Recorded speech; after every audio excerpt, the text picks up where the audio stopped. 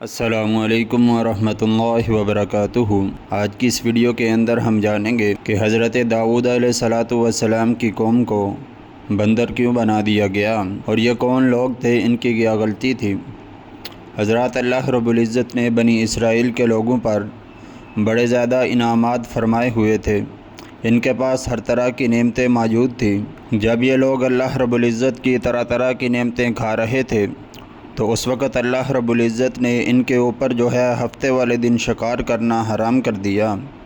ان کو بتایا گیا کہ آپ نے سارا ہفتہ شکار کرنا ہے، لیکن ہفتے والے دن آپ نے شکار نہیں کرنا۔ تو حضرت داؤد علیہ السلام کی قوم کا ایک گروہ جو دریا کے کنارے پر رہتا تھا، تو انہوں نے اللہ رب العزت کے حکم کی نافرمانی کرتے ہوئے دریا کے ارد گرد چھوٹی چھوٹی نالیاں اور چھوٹے چھوٹے گڑھے بنا لیے۔ ہفتے والے دن وہ مچھلیاں دریا سے پکڑ کر ان نالوں کے اندر، ان گڑھوں کے اندر ڈال لیتے، پھر سارا ہفتہ ان مچھلیوں کو وہ بیچتے اور خود بھی کھاتے، اللہ رب العزت کے حکم کی نافرمانی کرتے۔ پھر حضرت داؤد علیہ السلام کی قوم کے 3 گروہ بن گئے۔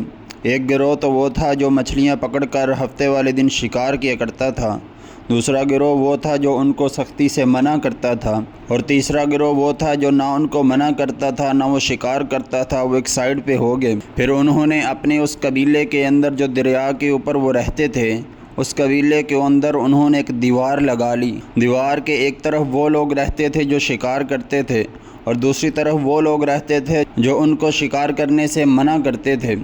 تو ایک رات جب وہ اپنے گھروں سے باہر نہ آئے، اللہ رب العزت نے ان کے چہروں کو تبدیل کر کے ان کو بندر بنا دیا۔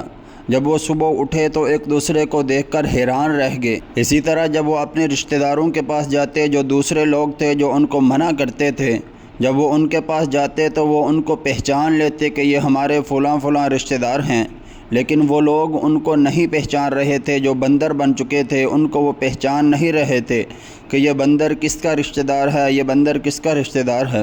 حضرات ایسے ہی وہ لوگ 3 دن اس کے بعد دنیا کے اوپر زندہ رہے، انہوں نے نہ کچھ کھایا نہ کچھ پیا۔ پھر اللہ رب العزت نے ان تمام کے تمام لوگوں کو غرق کر دیا۔ اس بارے میں اللہ رب العزت نے قرآن مجید میں بھی فرمایا ہے، فرمایا فَقُلْنَا لَهُمْ كُونُوا قِرَدَةً خَاسِرِينَ۔ پھر اللہ رب العزت نے ان کو بندر بنا دیا اور وہ لوگ خسارے کے اندر چلے گئے۔